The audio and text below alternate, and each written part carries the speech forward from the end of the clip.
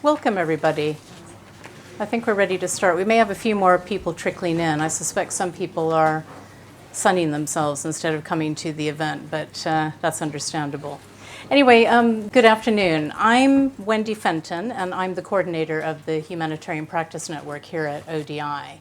And on behalf of HPN and ALNAP, I'd like to welcome everybody here in the room, as well as the over 300 people who are watching online to today's event, which is focused on an urban future.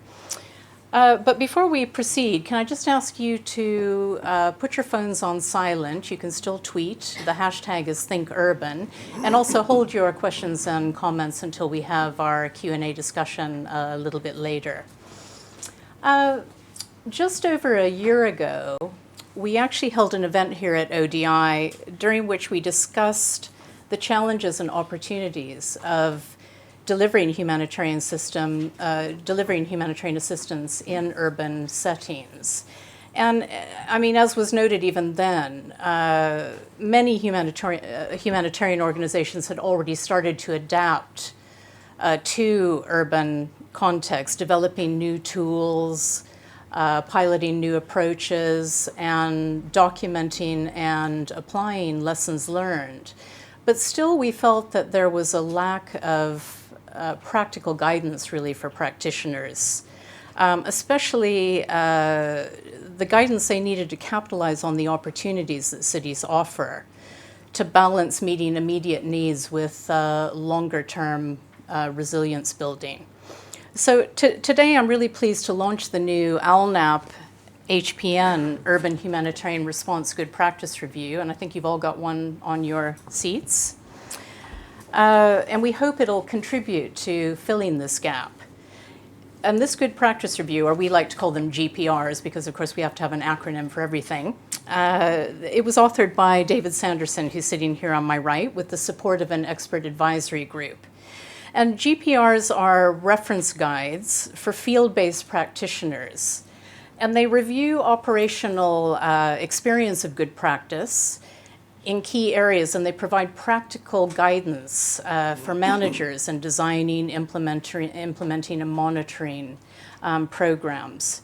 And so in addition to talking about the book today, we also want to focus on some other bigger overarching questions. For example, what challenges do we continue to face when operating in urban areas? And how can we better address these? Secondly, how can the humanitarian sector achieve a better balance, as I mentioned earlier, between responding to immediate needs and adding value in the longer term? And then finally, what will urban crises look like in the future? And what are the implications for humanitarian response? But before introducing our distinguished panel, I'd like to show you a short video that we've put together, and it's called 10 Things to Know About Urban Humanitarian Response, and this is based on the Good Practice Review. Cities are complicated places, large, diverse populations living packed together, dynamic systems of trade and infrastructure, and often extreme inequality. When crises hit, things can get very difficult very quickly. Population density, diversity, and intricate urban environments all challenge standard approaches to humanitarian response.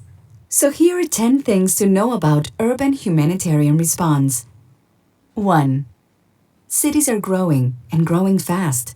In around 2007, for the first time, over half the world's population was living in urban areas. Worldwide, cities are growing by 1.5 million people every week. Today, over 4.2 billion people are living in cities, a figure expected to reach 6 billion by 2045.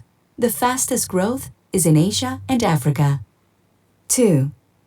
There has been a sharp rise in crises affecting cities over the past decade as climate change worsens. Large-scale flooding has become a regular feature of many cities in Asia and Africa, while windstorms wreak havoc in cities across the Pacific and Southeast Asia. Conflicts in urban areas cause widespread destruction and loss of life. Deaths from urban violence in Central America and Sub-Saharan Africa outstrip those killed in armed conflict. Crises and disasters displace millions, most of whom choose to live as best they can in cities rather than camps. 3. To keep up, humanitarian response needs to urbanize. The tools, approaches, and assumptions of traditional aid were developed largely in response to crises in rural areas. Cities are different. The scale and complexity of any city present great challenges, but also considerable opportunities. Cities offer density, infrastructure, diversity, skills, knowledge, entrepreneurship, innovation, and resources, all attributes aid agencies can and should tap into. 4. Capitalize on what cities have to offer.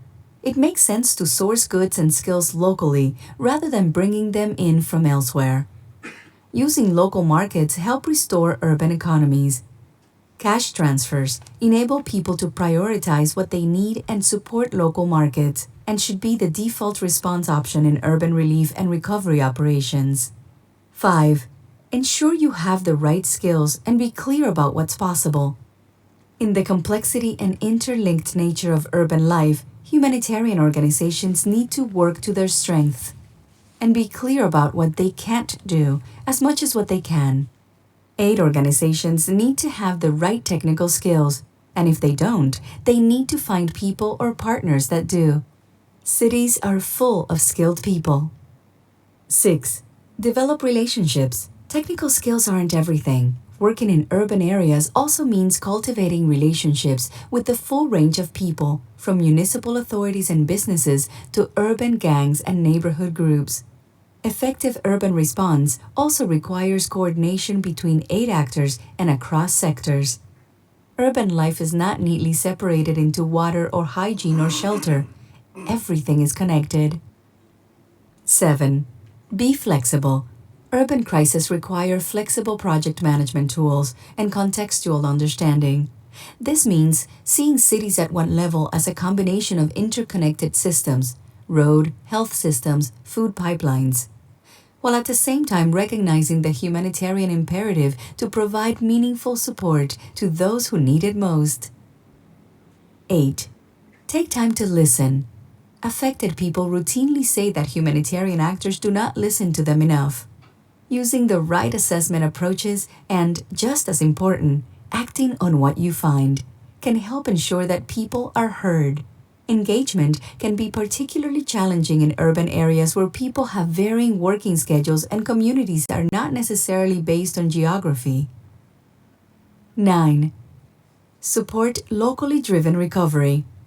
After all, whose city is it? Neighborhood groups, municipal governments, local businesses, and gatekeepers such as gangs will be there long after any humanitarian response has ended. 10. Take the long view. Urban recovery can take years and may be outside the scope of most humanitarian programs. Forced displacement may last generations. In recovery operations, humanitarian organizations must meet immediate needs, but also add value in the long term. Invest in local skills and in strengthening governance structures. Many call this building resilience.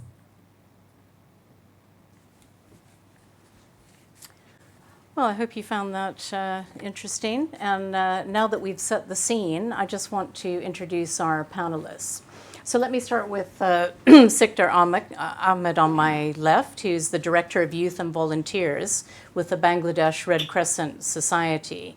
Having worked at the Red Crescent since 1986, Siktar has a wealth of experience in youth and volunteer development and management, urban disaster emergency response, and operations coordination.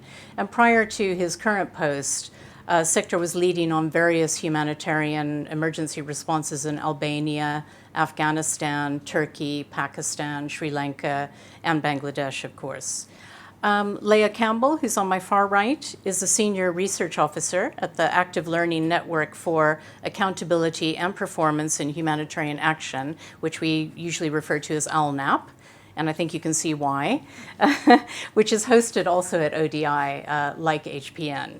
For the past several years, Leah has led a research project around how humanitarians understand and navigate the complexities of urban contexts.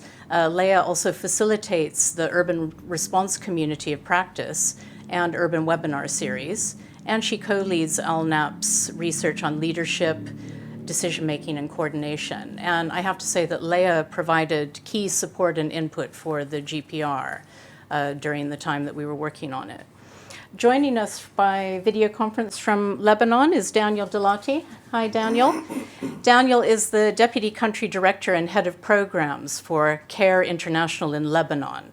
And he's been working on socioeconomic development, youth empowerment, and humanitarian response programs in Lebanon for the past 10 years. Prior to that, he worked in the private sector in both Lebanon and the US, with the Principal Financial Group, with Wells Fargo, CenturyLink, and others. And Daniel's also a co-founder of the Lebanese Evaluation Society, which promotes good practice in monitoring and evaluation in Lebanon. And then last but not least, on my immediate right, as I mentioned before, is David Sanderson. David's got over 25 years of experience working across the world in development and emergencies.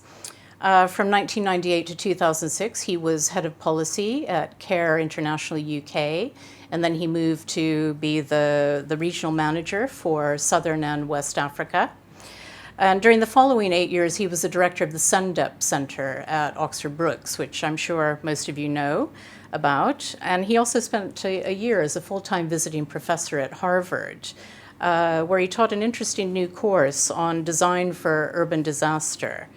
And finally, in 2016, he was appointed the inaugural Judith Neilson Chair of Architecture, that's quite a long title, at the University of New South Wales in Sydney.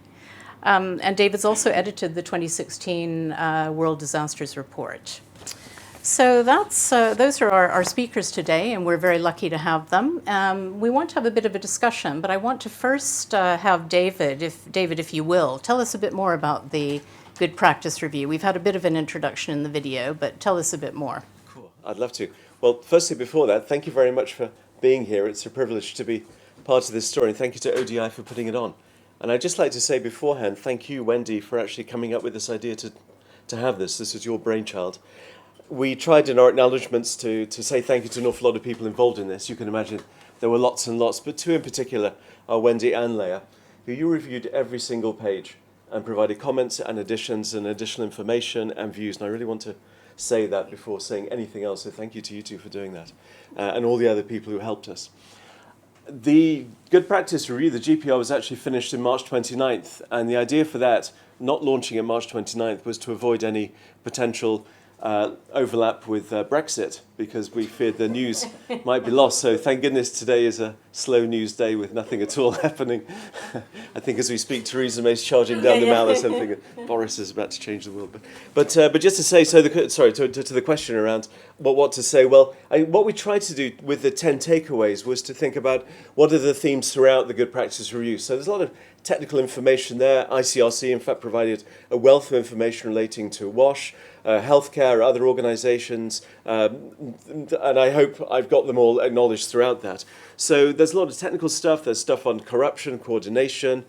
Just under a quarter of it, well, probably over a quarter, relates to sectoral responses. Now, I'll come on to that in a moment, because that's a sort of slightly unsatisfactory way of doing it, but I think it reflects where we are right now in 2019. So there's a lot in that, and I don't need to repeat some of the stuff in that, the details, but I'd like to just mention two overarching things that I think maybe build on, I hope, the takeaways.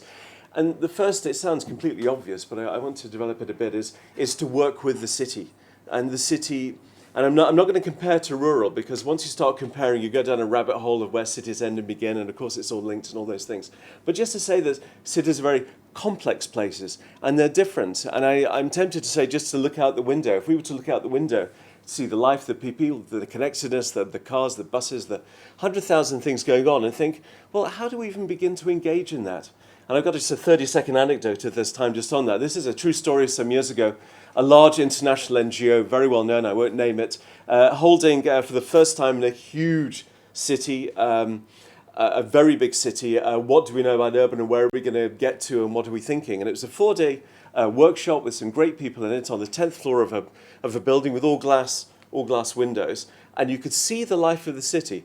Now, this was quite a good event. However, what actually happened once we got our post-it notes out, over the following 4 days, we filled the view of the city with our words and our language and our understandings and where we were coming from as, very experienced development people, humanitarian, and celebrate that.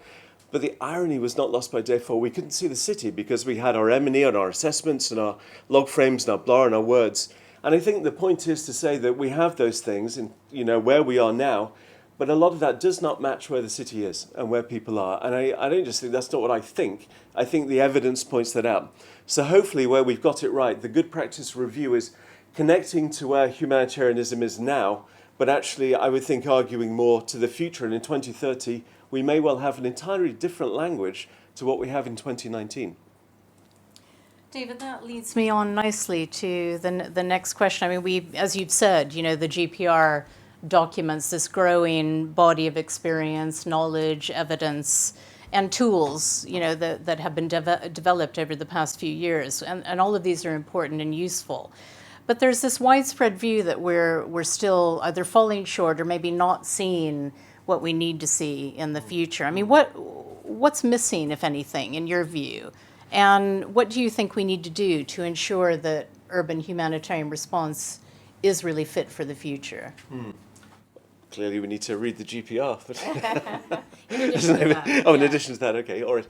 Well, it is that Think Urban again, and a lot of people are doing that. It's not like this is a surprise to anybody. There's years of experience, and we've sought to capture the Haiti earthquake in particular on the naturally triggered disaster front was quite a surprise. I don't know. I can't think of a better word right now. It's a lot of people working. What do we need to do differently? We probably need to do quite a bit. We think of cities as systems. We don't lose the humanitarian imperative, but we think of the connectedness.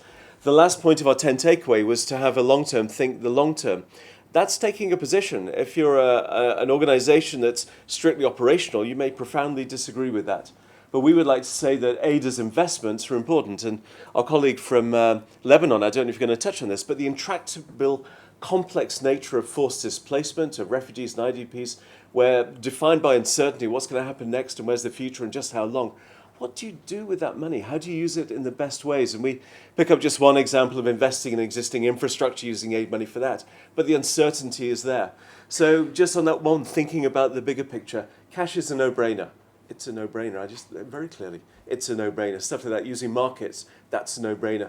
Not bringing things in, using locally sourced skills, knowing anywhere on planet Earth is imperfect, and it's taking the best fit, the good enough, to use that phrase. And my final thought also, which of course now fantastically escapes me, I can't remember it, but I think some of those things about engaging in reality, no, that was it, excuse me, what we're not going to do as much as what we can going to do. I mean, the fabulous work from Al Knapp over the years and John Mitchell and others talking about the different ways of seeing a comprehensive approach or a consultative approach, and certainly in the urban space, more of a consultative approach, being smaller, more strategic, supporting, not providing, are some of the big words, I think, that the urban good practice is taking us down the road of. Thanks, David. I don't know if any of the other panelists want to add to that, their thoughts on that. If not, we can... Leah, were you? No? Okay. Well, let's... actually, Siktar, I'd like to go over to you next. I mean, you're working with the Bangladesh Red Crescent Society volunteers, and looking at your own experience, I mean, how do they differ from? How does the role of those volunteers differ from other humanitarians working in urban context or urban response, and what are some of the ongoing challenges that they face? Okay, thank you very much, everybody. Yeah, before your reply, I will say what is the status of Bangladesh Red Crescent Society. We have the auxiliary to government status in our constitution, and in our Red Crescent constitution, we have mandate to serve in any emergency response independently. So that is actually different between comparatively with other organizations. Moreover, the government have BDSs. Totally we run our program activities like our present activities going on for huge flood response program. It's 99% actually implemented by volunteers. So in government, there is a standard operating procedure we call SOP for disaster management department, and here BDS's role is clearly defined. what time what we will do. Moreover, there is a dead body management guidelines from the government side, and they are also clearly defined what's Bangladesh Red Crescent Society role and its volunteer, what they will do with this any dead body issues. So it is clearly defined there. And due to the expansion of our activities program, government very recently, especially this financial year, agreed actually to establish four major cities, volunteer hub where we will develop 1,200 volunteers, especially for the search and rescue and disaster emergency response. So, if you compare actually with other organizations like humanitarian organization, in fact, they don't have this type of directly role with link with the government mechanism system, and especially when this organization, humanitarian organizations are coming, they are coming with very short time project. That is why actually their program is not sustaining like us actually, and that is also the government cannot link them with, empowered or link with the system if there is no long-term commitment there. So there is actually the gap actually, because people, most of the INGOs or NGOs are coming with very short-term program, say developing 200, 500, 600 volunteers, and 2 years later they are actually not in the system. So it is very difficult actually. But our system is a bit different. We culture this volunteer, regularly, because most of them are very young, and then drop out and then retaining. So this issue we maintain. And there are some other organizations like Scouts, National Urban Volunteer. Mostly they are under the government systems. So they are actually coming, and these INGOs are actually supporting them as well. Even the first responder, National Fire Service, and Civil Defense, they are also getting support from the INGOs. But they are not coming clearly with their own team or mandate. They are just coming for the very short time. And you mentioned that a lot of your volunteers are quite young. Yeah. And I mean, is this a challenge or an opportunity, or both? I mean, how? Yeah, thank you. It's both actually. Especially our system, the volunteers will come from this educational institution mainly, and their age limit is 18 to 30. So when they are finished actually their study, they are going back to their work or job, then we have to fill up this volunteer. But it is available because in urban you see you're showing this there is lot of skilled people. So what we can say, these are the volunteer skill, and we are hiring from the same community where they will work basically. So in case it is a very traffic system is very difficult. So we are hiring from the local community. In case of any emergency, they are coming with their establishment in that local use. So they can come we are getting them very real time, in fact. And I mean, over the years that you've worked with the volunteers sector, are there any particular lessons that you've learned in your experience of working with them? Yeah, these, because they are very young comparatively. The Western culture of volunteering and is in Asian, I should say, it is different, because I found in Western culture you have the volunteer even after their retirement. Many volunteers work for them. But in our, especially in Bangladesh, we have very young volunteer from the class 12 to students like this, and they are very well committed. They want to face some challenges, and sometimes they feel it's very heroic work. But our volunteers not going in the very deep of any rescue operation. They do the secondary role. After rescuing the people, the volunteers actually helping them for first aid, providing first aid, sending them to hospital, or other relevant part, because there are a lot of bystander. They are really helping the police and other department to stay away, and also keeping clear the road access for the first responders, coming and going. So they do the secondary role basically, because they are not assigned for the taking any high risk. Because we have Geneva-based volunteer insurance systems, but that cover only for their safety and security, not to go into the big Right. Okay, that's very interesting. No, thank you very much for that. I want to move to Daniel. Daniel, I hope you can see and hear us well. I can. Can you guys hear me? Yes, I think so. Can everyone hear? Okay, great. Daniel, I mean, you might want to start off as Sikdar did, just telling us a little bit about the Lebanese context, but it would be really interesting to know what challenges you face in responding to immediate needs, but also in trying to add value in the longer term. Yes, thank you. I think what was interesting in our experience, so in Lebanon, we've been doing urban programming for several years now. So in the Syrian crisis, we're entering the 9th year. And I think at the beginning, everyone started doing your typical sector intervention. So I'm doing wash, I do shelter, health, or food security. But I think as more people started to realize, it was funny that no one did at the beginning, that this is an urban crisis, as around 80% of refugees in the country are in urban areas. There are huge gaps there because in urban areas you have slums, you have protracted, current protracted crisis for the residents. So you have slum areas, you have poor local people, you have broken systems, you have streets with no lights or no sewage or water, and then you have refugees come in.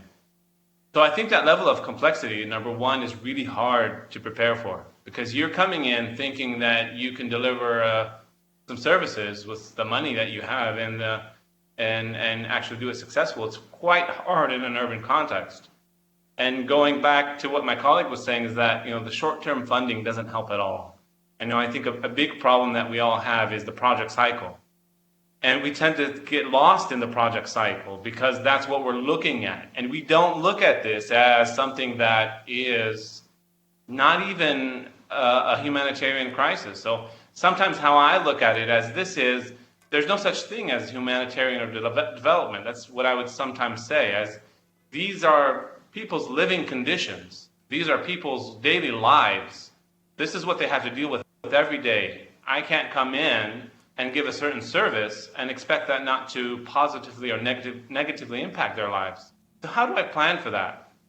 And doing that in a humanitarian context is hard because you really have to know the context.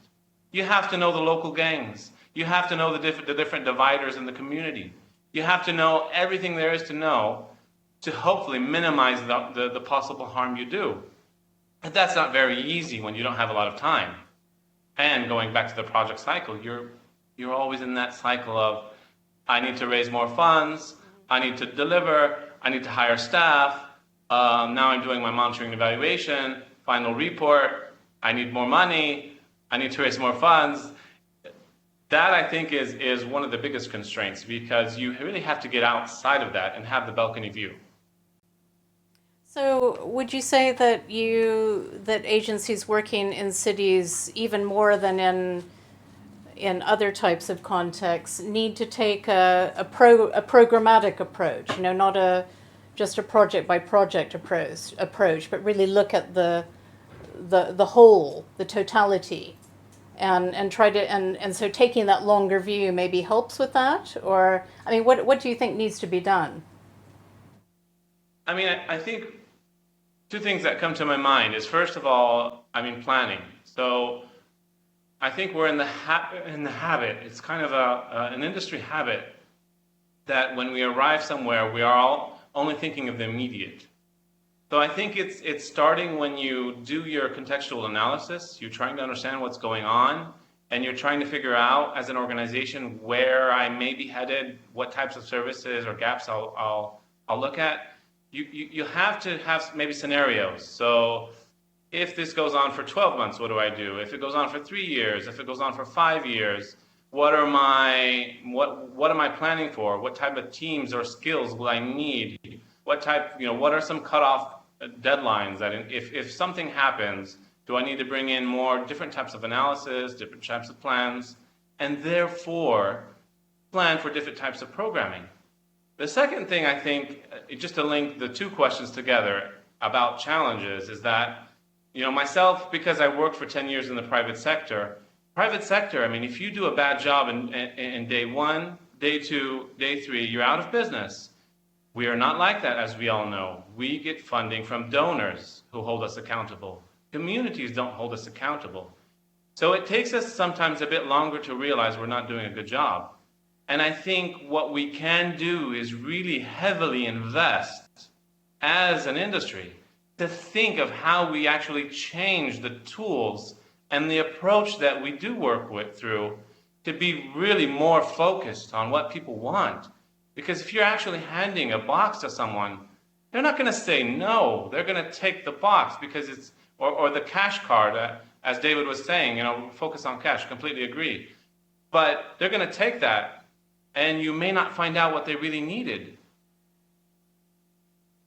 No, those are really good points. Did anybody want to add to what Daniel's said?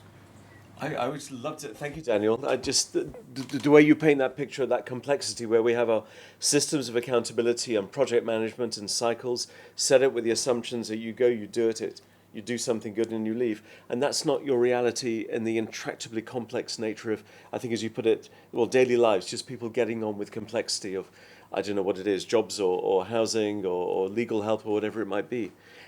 Are you able to adapt your tools in any way that gets the support of those who provide the funding in a meaningful manner?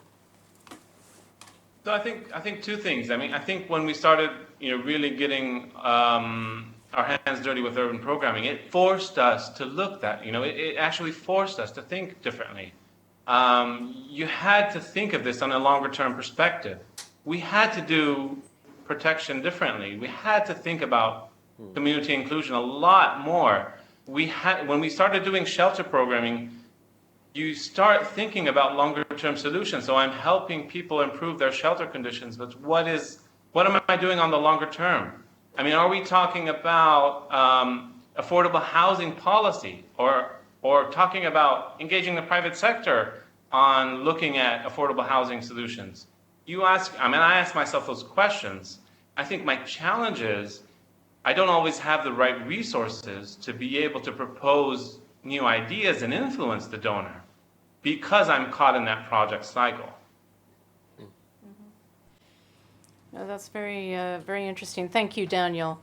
And we'll carry on, and it'll be interesting to hear thoughts from. We've got many experienced people in our audience today, I can see, and so it will be also interesting to hear from them a little bit later on. I'm sure they have thoughts on some of these issues. I'd like to turn to Leah now.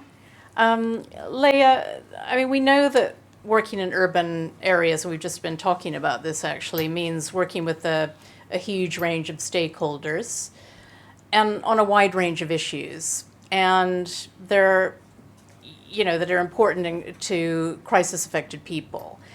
So how can we improve our responses in cities to account for these complexities? We've started to talk about it, but maybe you can add. Thanks, Wendy. Hi, everyone. I want to highlight 5 things here, and I'll try and do so briefly. And these, as Wendy mentioned, these come from an ongoing piece of research that ALNAP is doing about navigating the complexity of urban areas. The first one Daniel also just brought up, which is about understanding the context. And I just want to emphasize here, when I say context, I don't mean the needs, the situation, the crisis that's just happened, because understanding that is obviously important, and the ways that we understand that need to be adapted to urban. And we've got a whole chapter on needs assessment tools and how they can be urbanized in the GPR. But what I mean by context is the politics, the stakeholders, the cultural dynamics, how bureaucracy works, what the land rights are in that place, the context which existed way before any sort of crisis happened and will continue on, and also gets shaped by the crisis and shapes the crisis itself. So understanding the context is really important.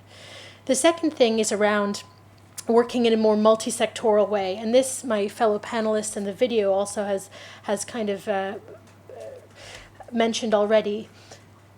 People don't experience their needs divided by sector. That's something that we say all the time. We don't have a lot of well-documented examples of how you actually work in a multi-sectoral way. It doesn't always mean that each organization has to become a complete generalist and abandon all technical specialism and do everything. It can mean working more collaboratively. It can mean just thinking outside the box a bit. When you see, what's that quote? When you have a hammer, you see every problem as a nail. If you specialize in one particular sector, you only see those issues, and you miss the interconnectedness between different problems and the chance to leverage opportunities that there might be to make a bigger impact in WASH because you deal with something in education. You don't realize how interconnected everything is, and that's part of understanding the context as well as understanding how all these things interconnect. A related point would be being flexible and adaptive, partly because things change in a city, which are dynamic places, but also because you can't possibly know everything. Even if you did a very in-depth, thorough context analysis, you wouldn't capture everything because things are connected in such hidden ways. So recognizing that you won't ever know everything and that something will come up and that something will change, being able to be more flexible and adaptive. And that's why it's great we've got a whole chapter on that in the GPR. The fourth one is about building on what already exists. And again, this was already echoed, I think, very well from my fellow panelists. There are huge numbers of actors that exist in any urban area. And the role of a humanitarian organization isn't therefore necessarily in direct implementation. It might be more in enabling and facilitating, bringing people together. As part of the research that I'm doing, the first case study is about a project in Guatemala where the main function of the INGO the case study is about is in connecting people, connecting academics with communities, with local government, with private sector actors, and being that kind of enabling force. And that's their main, real kind of function, rather than directly implementing. And I think in cities where there are these wealth of local actors, where there are community volunteers and academics and private sector actors who have all of these skills and resources. As David said, it's not just not flying in stuff, but also not necessarily flying in skills that are there. But we can add something. There is a need for humanitarian expertise, but we can be more enabling and building on what exists. And the fifth one is the long-term view. And I think, I'm not trying to create a kind of debate about where humanitarian ends or what my kind of very broad definition of humanitarian might be. But I would say, even if you're just aiming to have a very short-term intervention and you think in a very kind of immediate life-saving way, there are different ways you can do that. You can do it in a way that completely gets in the way and messes up really badly the ongoing development and planning. Or, at best, you can do it in a way that doesn't get in the way of that and at least lets things continue on as they were.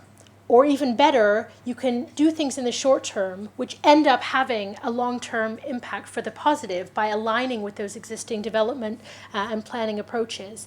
And so again, by going back and understanding what those plans are, by understanding the context, by consulting with the local authorities and other actors and stakeholders, we can make sure that even with our short-term humanitarian interventions, they have a long-term impact. And I think the challenge is, when we were putting together the GPR and in general, a lot of these things are quite new. They're not the mainstream way of working, and there's not a lot of documentation. And so that's what I'm trying to do with this new research project, is to be able to give practical examples of how actually would you do that. What does it look like? What does your organization look like? What does the funding arrangement for that look like? And so that'll be out next year. That's great, Leah. Yeah, no, I think it's important to stress that with the GPR, and I think, David, you've said this many times, is that it's a review of good practice at a particular point in time. And inevitably things, which is great, are continuing to come out. New research is being done, more tools are being developed, more evidence is being presented. And what we try to do in the GPR is to use case study material wherever we can to illustrate what's actually happening on the ground. And, as always, context, we always say that context is important, but it's really useful to unpack it, as you have, Leah, in terms of what are the things in an urban environment that we really need to be focusing on, looking at, and understanding. Okay, I'm going to ask you a question now. Is LNAP's focal point for urban issues and as the convener of the urban response community of practice, I mean, you must have some insight into how well the sector is prepared to respond in urban areas. So what are the prospects for humanitarians to be able to respond effectively to future urban crises from your perspective? Well, I'll start with the strengths. ALNEP started working on urban issues really in 2012. We had an earlier lessons paper, but in 2012 we had an annual meeting about urban, and we also published a lessons paper, which David co-wrote at the time, about urban.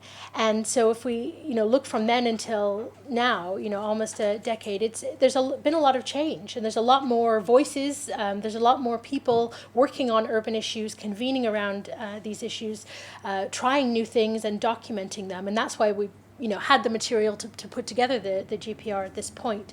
And so I think that's good, that's great, getting more people consciously recognizing that there are urban disasters and that there's learning to share, because urban isn't new. Of course, we've been responding to disasters in cities for decades, but the intentional kind of recognition of what's different about urban, and that we can collect urban examples together and share the learning and best practice, is more new.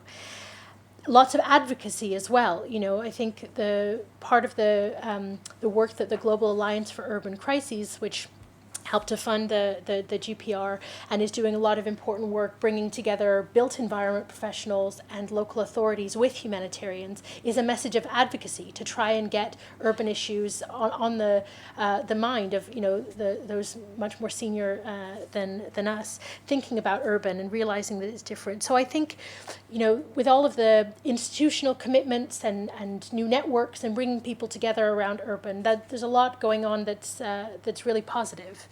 I think where we still need to kind of, push a few things. One is there are still urban skeptics. There are people who respond when we say, this is something about urban disasters, that say, well, yes, you should need, all of these things are applicable anywhere.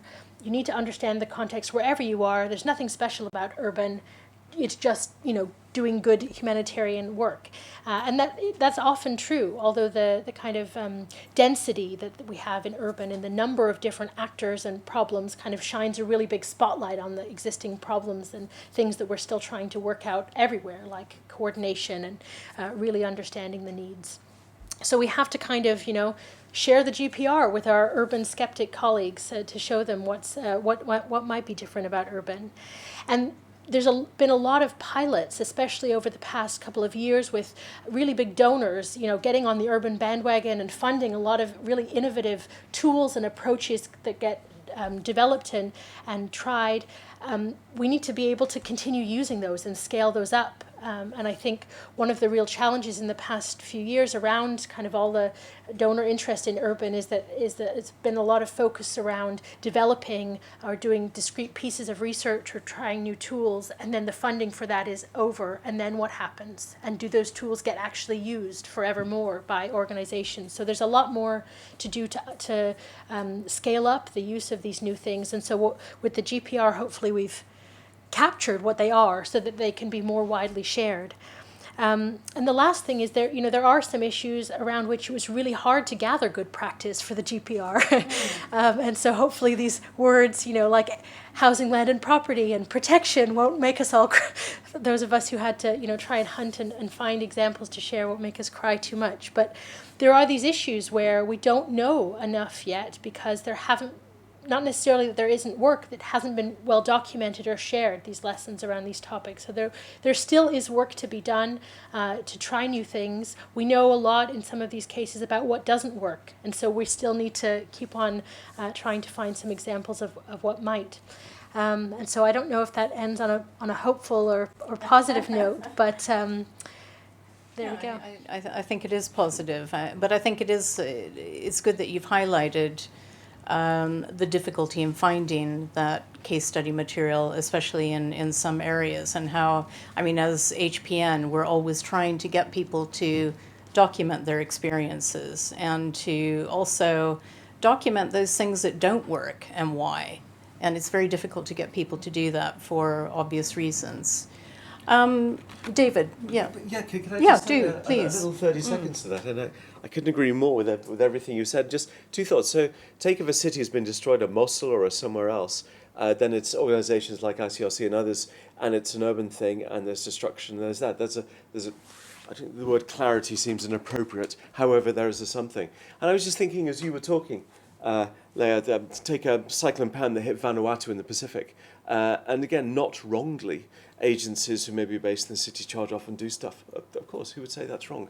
And at the same time, so I'm avoiding the but here, and at the same time, there may be communities, in fact, there were neighbours in Port Vila needing support. Also, after the Nepal earthquakes, of course, there were two of them, where agencies, not wrongly, find those who are often left out, because there's a whole narrative, of course, of far-flung, remote communities never receiving any support. So, and at the same time, there may be urban areas where more hidden, where a lot of the collapse of buildings was inside buildings, or other things, or renters who are now homeless. So it's a tension, and of course, at the end, there will be an issue there of limited donor funds, and what do you do with what you have, and there's a best fit conversation, as with every single response, and we know we're overwhelmed and under-resourced, and that's part of the context. I'm just making an observation that rightly in finding remote communities, there's also a tension with neighbourhoods who might be literally next door. Yeah, the density, proximity, and also, as you say, the difficulty of actually seeing the city as it is, seeing the reality on the ground are issues. Very soon, we want to open the floor to our audience, both here in the room and online, for questions, comments, discussion with the panel. But I've got one last question that I want to direct to all of our panelists, really. And this is the big one, I think, which is, what will the future actually look like for humanitarians responding to urban crises? What sort of threats are we facing? What sorts of things do we need to be able to do? What does the future actually look like? What sort of future crises are we going to face? So, Daniel, I don't know if you'd like to lead off. Yeah, sure. I think I would want to bring one more dynamic into this, which are the localization dynamic of local partners or existing partners in each country. And I think, Bangladesh is probably one of the best examples in the world in terms of strong local civil society. Lebanon is another one. So, for a country that has around 4 or 5 million people, there's around 10,000 registered NGOs. That's a huge number. Yeah.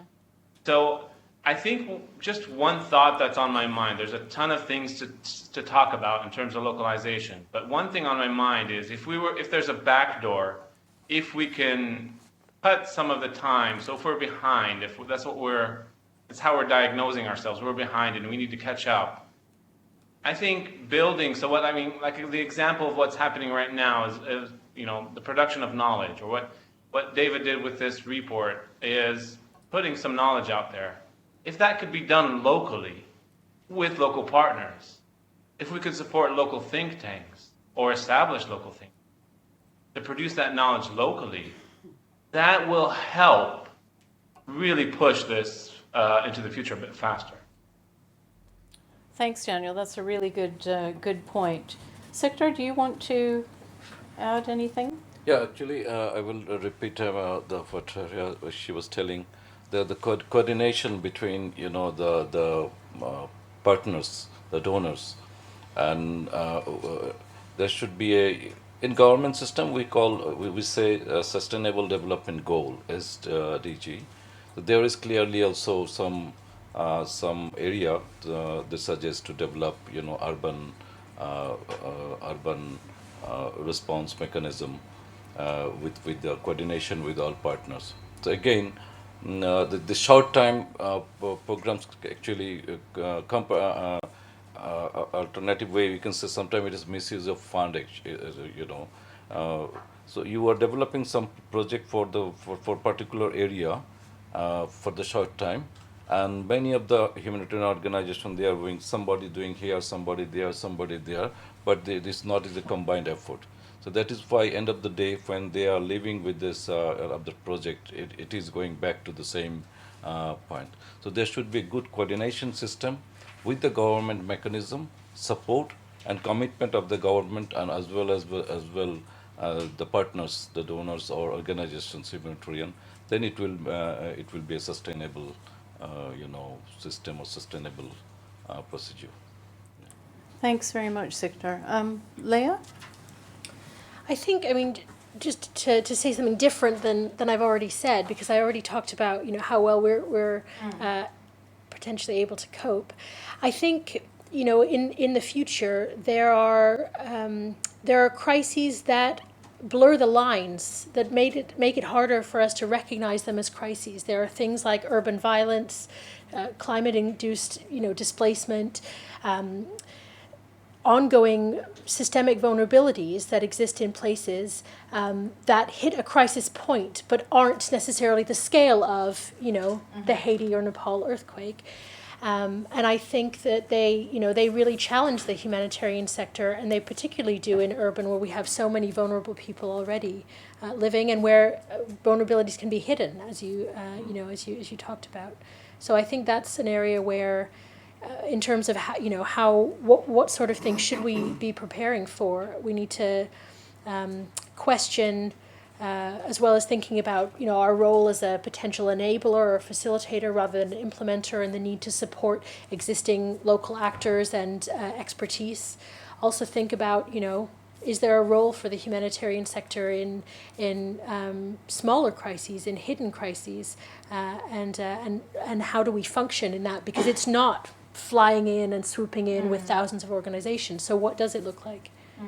I think this issue about everyday crises, has been highlighted actually in previous world disasters reports too, because that is actually what people, my understanding is that's what people are most worried about. I mean, the big crises are incredibly terrible and important too, but people's experience of it is it's the everyday crises that they have the most difficulty dealing with and recovering from.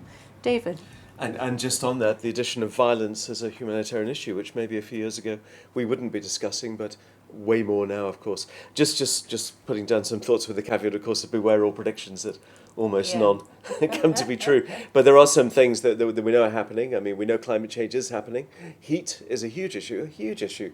Not just here, but if you have no AC and it's 49 degrees and you're in an informal settlement, heat is a threat to your very life. Of course, conflict, one would hope that will never, will be swept away, but there will most certainly be that. Of course, disasters, violence, as we mentioned. Of course, changing cityscapes. I mean, if you listen to people talking about AI and the way things and artificial intelligence and the changes that are about to happen in the next 20 years, like way more of machine learning, the Internet of Things, all other stuff which will profoundly shape our worlds, and especially urban worlds, that's a whole context, which, I mean, who knows what's going to happen. If you think of, people now talk about a post-globalization world with the rise of right-wing and Trump, and in the next half an hour our new Prime Minister or whatever it might be. But a whole shift, is certainly in Europe as well, but also where I live in Australia and elsewhere. There are political shifts in the sort of not neocolonial, but whole consensus around liberal stuff shifting and changing. We're in a changing world in many ways. Of course, it's constant change, but a lot of the assumptions which I think development are based on are changing. Even that word development, I mean, one of the great achievements in the last few decades, as we know, has been the drop of poverty, mostly through growth of China, actually, and middle class and stuff like that. So the whole assumption of a development organization with a portfolio of emergency and development, in 20 years' time, it's going to be different, for good reasons, by the way, some might say. So where does that leave us in our immediate questions? Smaller, more strategic, consultative, no assumption that we're going to go and fix it. That may have been the case before, and maybe just total blur between what's currently called the nexus, of course, of development and humanitarianism. It's not there. Supporting governments. We're seeing governments saying, no, you can't come into our country. Actually, we will deal with our disaster. Well, that actually, you might say, is a very good thing, although it can be a bad thing if it's for political reason of exclusion. But more of a blur, less of a thing that your language, Daniel, talking about. We come with our clusters, and actually it doesn't fit real life, as you said as well there. So clusters have been good. The evidence is it's been good and better than what was before. That's a matter of record. But not for urban areas. IRC and others are saying no. So a shift, a more, if you like, a demand-led approach, and area-based approaches are part of that conversation right now that especially excite the shelter cluster and others for good reason. So a lot of shift and way more, but for sure we can't do business as usual. I think that's the point. Thanks very much. Okay, well, I'd like to open the floor now. First, taking questions, I'll take them in batches of about 3 or 4 from people in the room, and I've got a few questions here from our online audience as well. So, any questions or comments? If you could raise your hand. We've got a microphone, I think, that we'll be taking round, and if you could identify yourself before you speak, that would be great. Yes, let's start here.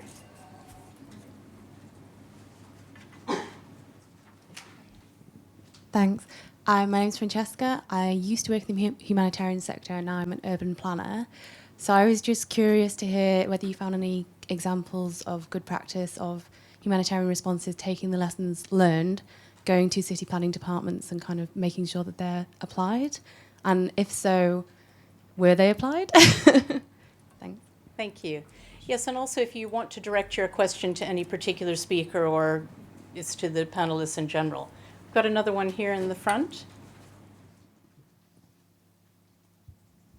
Thank you very much. My name is Marcus Geisser. I work for the International Committee of the Red Cross. Maybe just one general question, yes, and maybe more for David, yes, and Leah, yes. When do you think is a city a city? Is the current conversation on urban humanitarian action focused on the heavyweights, the Kinshasas of this world? Are we also, all your thinking, does it also apply to the middleweights, the Gomas of this world? Again, when is a city a city? And looking a little bit into the future, do you actually foresee also, everybody talks about the ever-growing growth of cities. Do you also foresee collapse of cities, that certain systems simply cannot work anymore because the infrastructure that is needed to actually make those big cities work? At one moment, it will cost too much money for all kinds of reasons. Will you foresee a collapse of cities, not because of war, but because cities are getting too big? Second point, maybe for our colleague from the Bangladesh Red Crescent, yes, being ICRC, I'm very happy to see someone from Bangladesh Red Crescent. Your experience, how do international organizations interact with local urban authorities? Thank you. Thanks, Marcus. One more for this round. Yes, we've got one at the far back, and then we'll take you on the next round. Go ahead, once you get the microphone. Hi, Dalia Aranki. I come from the cluster, Housing, Land, Property Area of Responsibility. And first I'd like to say very happy to work with the research in documenting and finding good examples, because I think we do have some good practice. So very happy to work with ALNAP if that's useful in terms of identifying those good practices and working together to see how best to document. I wanted to ask the panel, we are overwhelming our colleagues in various countries with lots of guidelines and guidance and ways of doing things. How do you think we can really be practical in terms of taking this kind of work to the level of the people doing the work in every day, whether that's local or international actors? And it's very hard, bearing in mind it's very hard to work outside of the established structure. And there is little incentive to think out of the box. And often when people are thinking out of the box, it's pushed into creating an app or innovation that's not really looking at quality and working together. So how do you suggest we can come together and let's use the system? We are the system in many ways in terms of bringing this off the page and actually helping our colleagues that are having to respond to the crises. Thank you. Great. Let's start with those three, and maybe we'll start with David and Leah, and then others can also chip in. 3 great questions. Thank you very much. Francesca, just on the urban planning one, I trained as an architect. I hear what you're saying. I mean, it's around, there's a whole world of urban planning and built environments and urban theory going back 100 years. And we touch on the edge of that in our introductory section.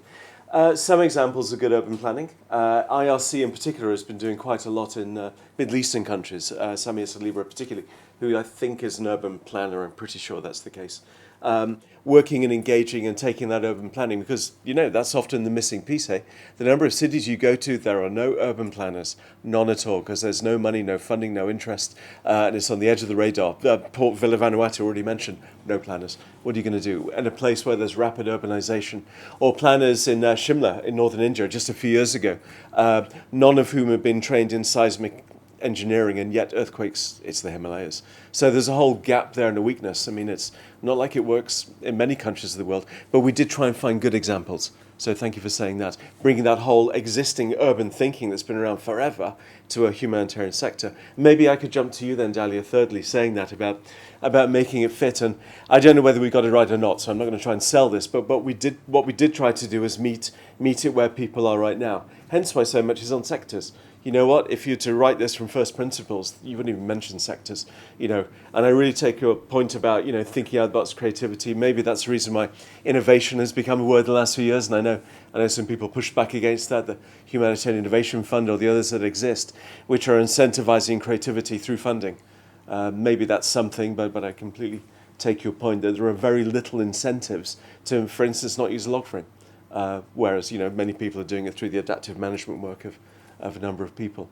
And thirdly, of yours, when's a city, Marcus? We could speak all day in definitions. I'm guessing you're not meaning that. A friend of mine said a few years ago, well, if a definition is density, where you use the cash economy and most people aren't farmers, that's a good definition for a cruiser ship. And I don't say that just pithily, but we sought to avoid a little bit around definitions. That said, I mean, the big or the small cities, Wendy made the point at the get-go, that it's often about those hidden crises that's the issue. So we, in the GPR, there's a little bit on that, but then trying to sidestep it a little bit. If you find it useful for non-urban, good. I mean, who's to say that's bad, obviously, in any way? Leah, do you want to add? On an example of urban planning, I would highlight the work that UN Habitat is doing in Lebanon. They've got some things called city profiles, which draw on an urban planner's toolkit, and they've also for a long time been doing capacity building of municipalities before the Syrian civil war, which gave them really good relationships to build on when they started working with the city officials to put together these urban profiles. So it's quite interesting, and it's cited as an example in the GPR. On cities and definitions, I try not to define certain things like urban or systems or complexity, because we can get lost in the kind of buzzword jargon. There is a definition that I've used in a paper called Stepping Back, which is in the hallway, which is more about kind of, if it's sort of more like a market economy and if it's sort of like this and, that sort of thing. But I think the important thing is to emphasize, which you kind of were getting at, the growth in the world in urban is in middle cities or in smaller cities. That's where the major growth is happening. So in terms of where future crises will be, they're quite likely to be in smaller and medium-sized cities, and so that's something we need to take account of and not have only examples that are learning from the really big ones, and have examples that are learning from those. And then on the point about kind of sharing this with people and thinking outside of the box. On the sharing, I think the good thing about the GPR is that it's a resource guide. It's not a narrative, read it cover to cover sort of book. It is a reference piece. So if you have a colleague who is a WASH person, you can suggest they read the WASH chapter, and if that gets them interested, they can read some other ones, and we do direct one to other chapters. If you're about to do a needs assessment, you can read the chapter just on that to brush up. They're all quite short and brief. The point is to direct people to resources and learning documents that already exist rather than reinventing the wheel. So it's quite handy in that sort of thing. It's easier to share, I think, than some other publications.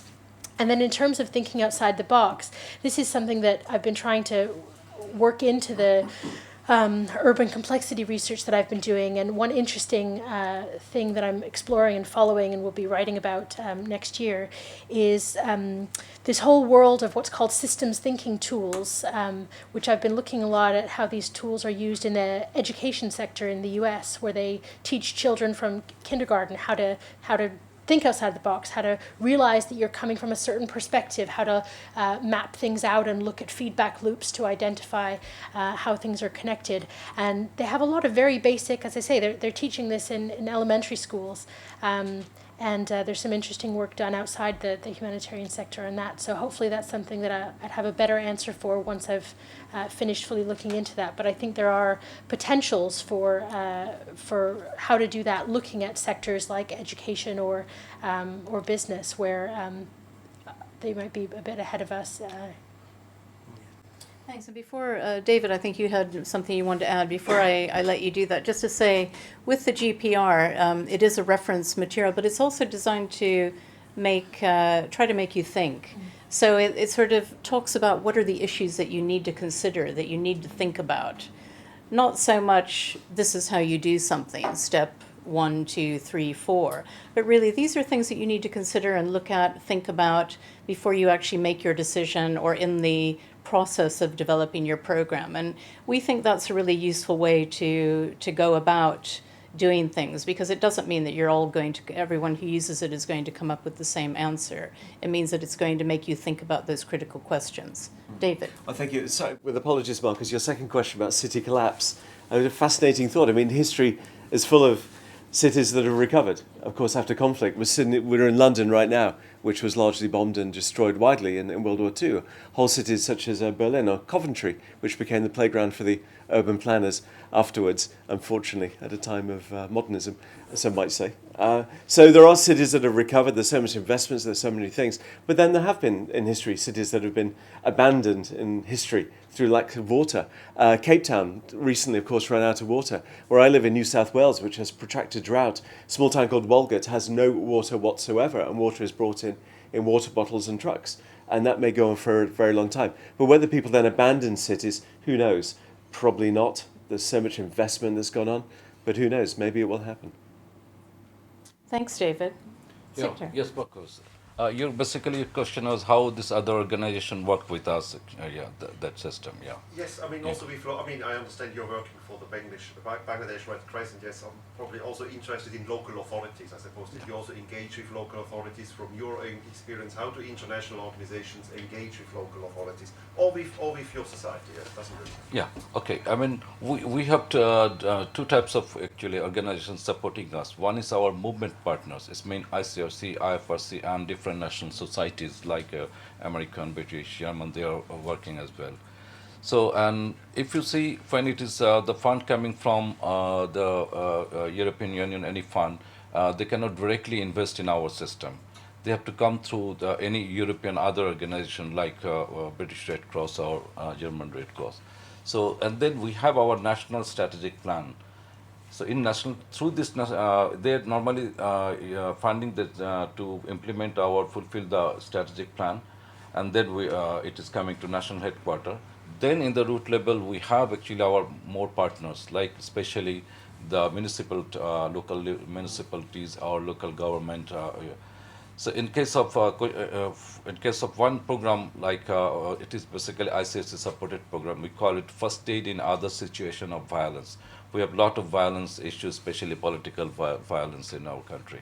So this is actually fund maybe from the ICFC, but it's totally actually a national society system. We are implementing. We have teams in different districts, especially the big cities, and whenever any crisis coming, we are deploying our volunteer. And we have very good connection with the police department and government system, because this kind of violent situation, if you don't have a good connection with the local authorities, it is very difficult for our volunteers.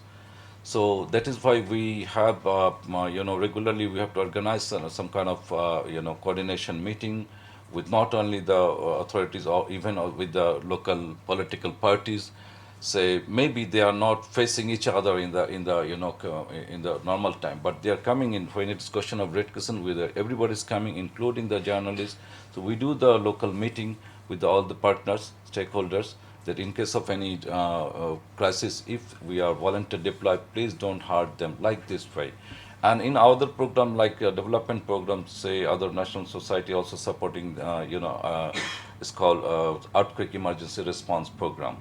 So then we use our local, we call sub-district or level volunteers from the community. So this is how actually we have the volunteer mechanism system, and using the government urban volunteer, because they have also very good volunteer system, but not sustainable. But now we are recruiting them in our system and giving our identity because when you will get our identity, you will be, with the system of the insurance. There's a lot of issues. So this is actually, we have very good coordination with the partners and local government.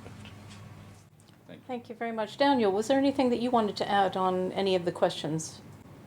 Yeah, quick one to the gentleman from ICRC. For our programming, I mean, one of the cities we work in is around 500,000 in population. So that and even smaller. And secondly, my regards to Dalia. Long time no see. Please be in touch. And just to answer your question, Dalia, and to try and answer your question, actually, yes, we should be practical, but I think what I was trying to say is how do we link this discussion to the discussion around localization, the discussion around the nexus? It's all interlinked and it's all the same thing. It's how are we going to transform this industry? How are we going to change? And how are we going to do it differently? This is just one of the chapter in that discussion. So I don't know if that answers how to be practical, but into furthering that discussion, it's really behavior change, isn't it? I mean, it's like what we attempt to do in the work we do. It's on ourselves. We need to change the way we behave, the way we act, plan, and do all of this. Thanks, Daniel. No, very good point, too. And some of those discussions are taking place. I mean, I mentioned this only because I've been working on it for a few months now, the Grand Bargain. But at least there are those different strands of work that are taking place, but around localization, the nexus, and other things, where some of those discussions are coming together in the way that you fund urban programs through a number of different sources and getting organizations like the World Bank to come in and fund one part of it, whereas humanitarians are doing another part. But there's a whole that we're talking about, whole as in WHOLE as opposed to the other type. So I think that's a really good area or gap anyway, because urban isn't often mentioned in those discussions, I have to say. Okay, thank you very much. I've got a few questions from the online audience, and I'll go back to those of you who had your hands up earlier here. The first one comes from Saeed Zanin, who works with aid organizations in Gaza. Urbanizing humanitarian response requires that aid agencies engage with the informal sector in developing cities. How can aid agencies legitimately conduct such activities without causing harm? For example, harming informal businesses by exposing them to government attention. So that's one question, and quite a difficult one, I think.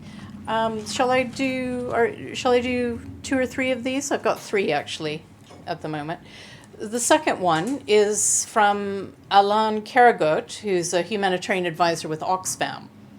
What kind of value do traditional, in quotation marks, humanitarian actors add in a place where there are so many resources, actors, formal, informal, public, private, CSO, governance bodies, and mechanisms already working?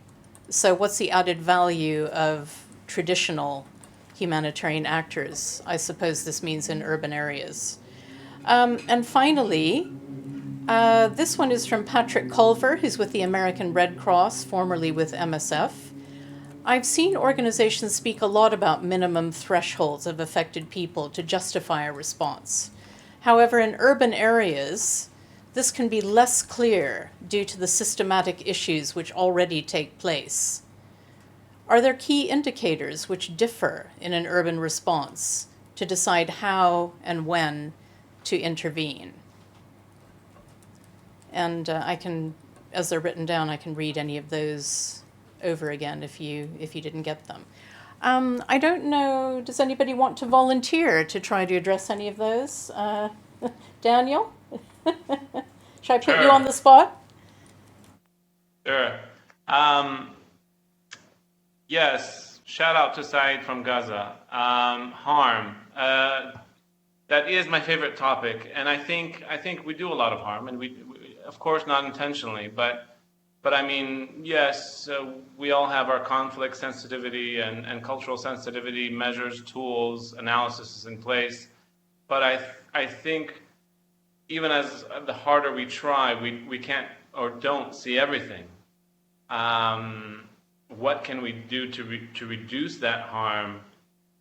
I mean, for the three questions, the Saeed question, Alan and Patrick, minimum thresholds, and justifying our presence as INGOs, for me, I always see it as what's the future of INGOs or international aid?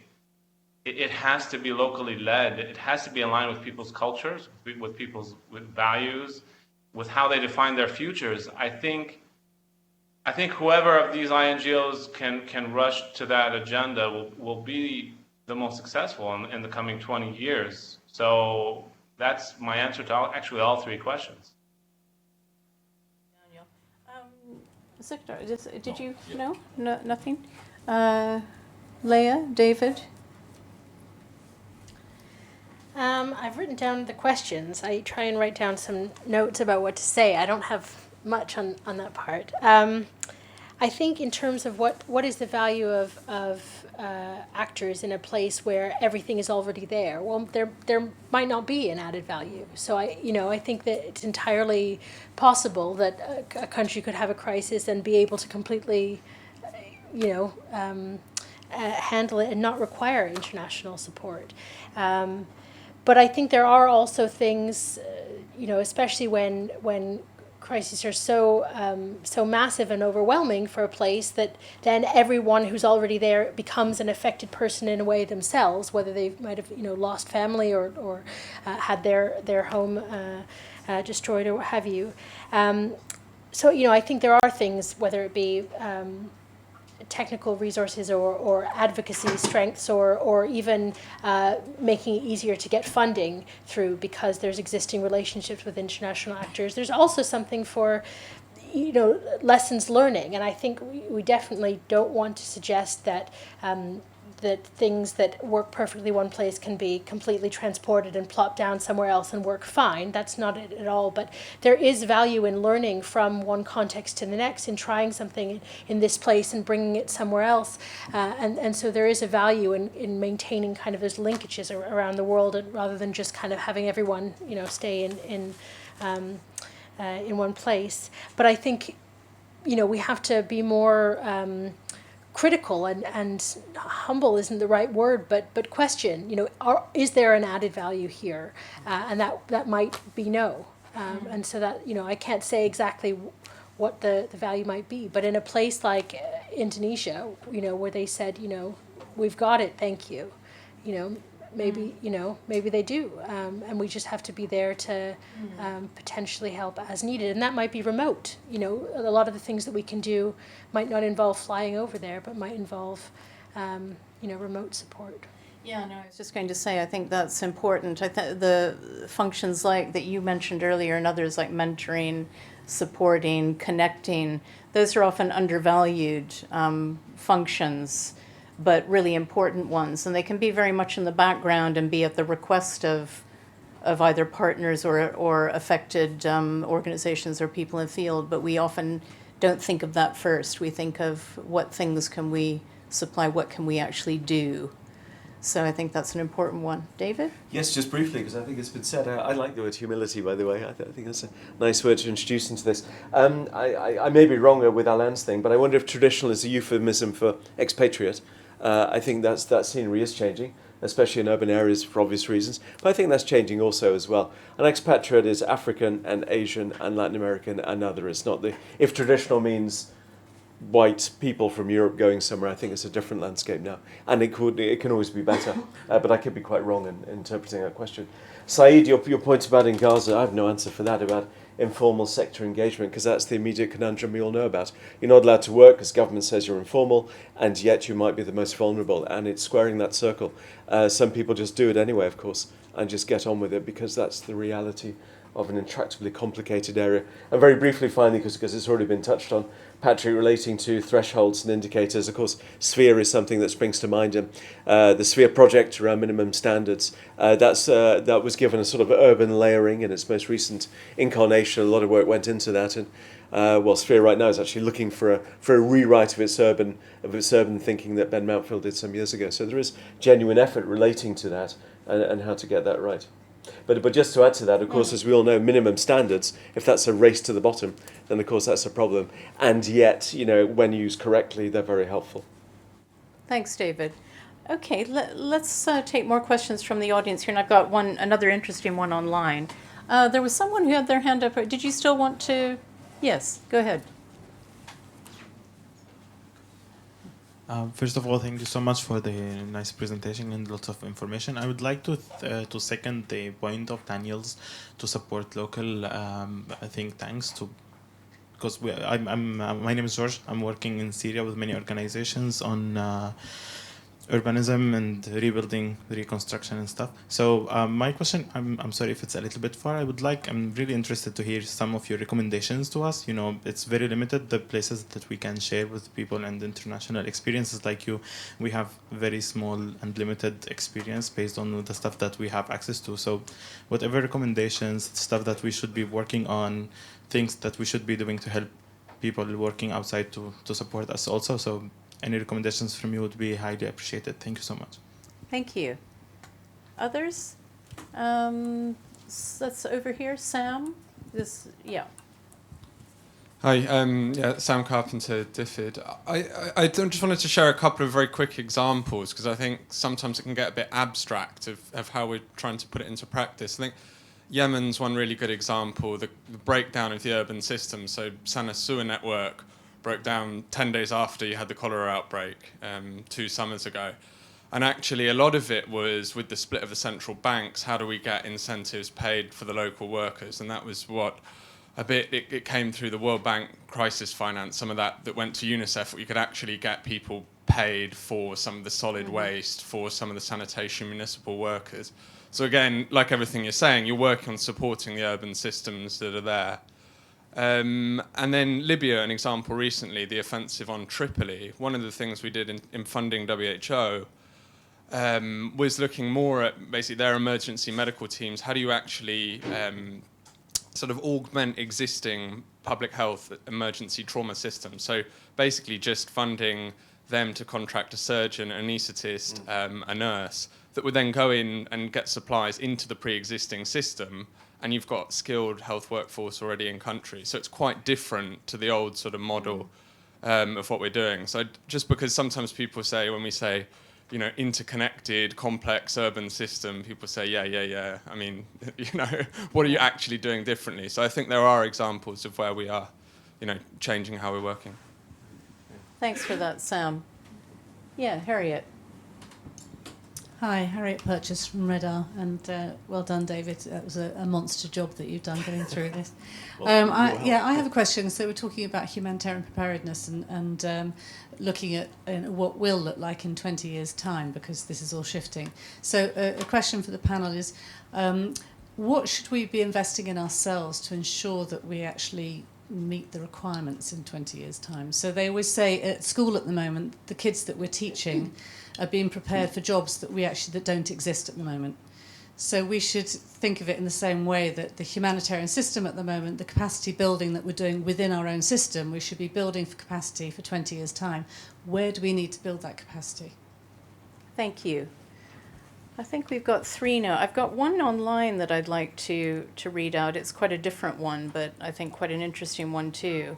And then we'll go back to our panel. Does the panel see any big differences or particular challenges for humanitarian organizations coordinating with security forces in large urban areas during conflicts? And this is from Paul Shuri, who is a Civ-Mil advisor working for NATO. So any big differences or particular challenges for humanitarians coordinating with security forces in large urban areas during conflict? Right, well, let's go back to our panel. Let me start down at this end again. Daniel, is there anything that out of any of those, that wide range of questions you'd like to comment on? I would go for Harriet's question on what we need to learn in the next 20 years. I think we still think in silos. So in Care Lebanon, we have a leadership program for our managers. and the organizers are the same organizers who put together the Humanitarian Leadership Master's degree. That's in Australia. It's one of the first in the world. So for me, it was kind of interesting that it was called Humanitarian Leadership Program and not Aid Leadership Program. So I think what we need to learn is we can't wait to figure it out. We have to now learn the skills we know will be needed to deal with humanitarian development, urban crisis in the future. I think they'll increase, especially in hotspots like the Middle East. I mean, they will only continue to grow and get more complex. So there's certain skills that we'll need to learn around local economic development, around, as Leah was saying, systems thinking, that will change how we completely approach, design, and implement some of these projects and how we partner. So those kind of skills, if you know how to get them, let me know, because I'm looking to enroll in a PhD to learn those. But that's really what we need. How does social change happen in those complex, socioeconomic change happen in those complex kind of situations? What's the role of of religion in areas where religion is now or faith is now, I would say, on the rise, according to some of the how do we deal with these things? Those are things that aren't there yet. So I would say, yeah. So Maybe I didn't answer, but trying to clarify that. Okay, so you're saying that we need to invest in making sure that agency staff understand these things or explore these issues more and really understand them as part of the context?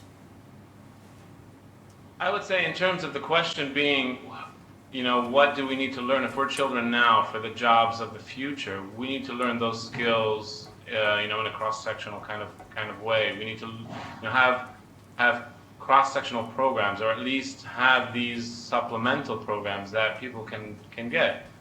So for me, my blessing was I have an MBA, so I understand the private sector. I understand how to design, how to do strategic planning. That for me is the easy part. For me, the hard part is really social change and all that stuff, and how to work around that. Right. Thank you very much, Daniel. Siktor, do you want to comment just on it? one comment about this, the meet-the requirement actually. Sometimes actually it is really difficult meeting the requirement, because most of the time when you will we are developing plan with the sitting with the local community, it is always very high ambitious actually.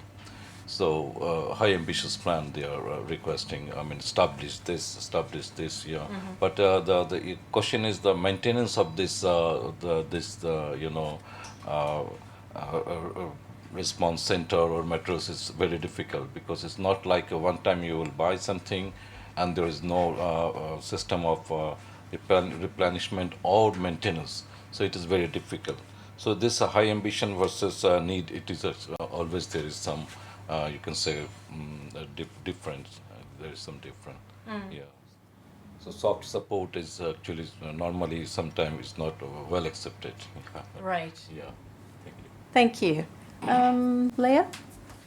I think the only one I can touch on is Harriet's question as well. I think perhaps not necessarily skills that we need to invest in, but whole disciplines that we need to bring more of into the sector. I think we have a lot of sectoral expertise and kind of program design expertise, and what the urban crises have shown us is the need to harness built environment skills, urban planning, and so on, and also the skills of anthropologists and how important that they were to the West African Ebola outbreak, which was so largely urban, and to harness these skills that are not part of traditional ways that we think of sector skill bases, and bring those in, and then all the systems thinking stuff, thinking differently, recognizing other perspectives, being able to take a step back, seeing what's under the surface, looking at root causes, just the ability to think outside the box. I think, unfortunately, are skills that we should have been teaching our younger humanitarian selves that haven't. So we can't just teach the next generation now. We all need to kind of, get on board as well. Thanks, Leah. David. Just very briefly, these are really hard questions. Was it Ursh your name? Excuse me. Yes. Serge? Marit, I'm so sorry, I missed you. Excuse me. In terms of recommendations, we sought to do the best we could to gather what we could. I mean, as you're knowing, there's a lot of experience of tragic situations, especially conflict and protracted crises. We hope we got what we could. All I can suggest is take a peek. But of course, no one's even beginning to say this is the so what in that. But there's an awful lot of that. And I'm sorry that's such a weak answer, but I just wanted to at least say something on that front. And there are so many great organisations doing so many impressive things of the learning. Thank you, Harriet, for what you said, by the way, and thank you for your inputs, especially on the WASH chapter and throughout as well, and being part of the advisory committee on that.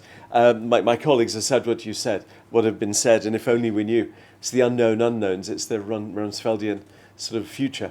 But I just want to pick up on, I mean, Daniel, you've joined us with an MBA, a background working in the private sector, which wasn't long ago was known as the evil crowd we don't talk to. And here you are sort of mainstream, leading from the front on those things. And I think that's the big clue, actually, to have the entrepreneurs doing stuff in cities, because guess what? Cities are surrounded by business, and cities function like that to a large part. And I'm just looking out the window here. So, lots of Daniels and Danielas and other people doing stuff, I think, is the big clue about what we do next. And my personal sort of hunch, and it's not evidence, almost no NGOs, there'll be small civil society, but it's businesses doing an entrepreneurship, for-profit perhaps model about working in these areas. And then just very briefly touching on Paul at the end, who chimed in, I just don't know, who knows, about security. I mean, there's a thing about visibility, of seeing, of rumour. In a way, of course, works in non-urban areas too, but there's something about that too. But what we are seeing is this breakdown. The groups who are seen as bad are no longer bad, and bad is good. And someone mentioned earlier on talking about gangs and engaging, and we have no choice.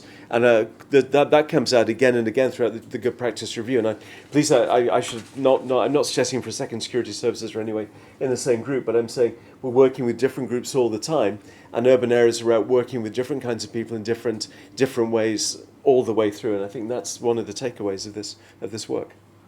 Thank you, David. I'm afraid we're out of time, so we're going to have to wrap up now. But I wanted to thank our excellent panelists. Daniel, thanks for joining us from Lebanon, Sikdar from Bangladesh, and David and Leah here, David from Australia.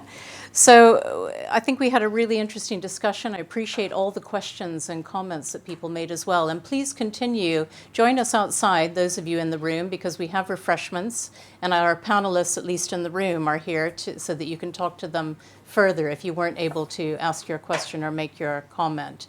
So thank you again, and you'll be able to see a video recording of the event tomorrow online on the ODI website. Thank you.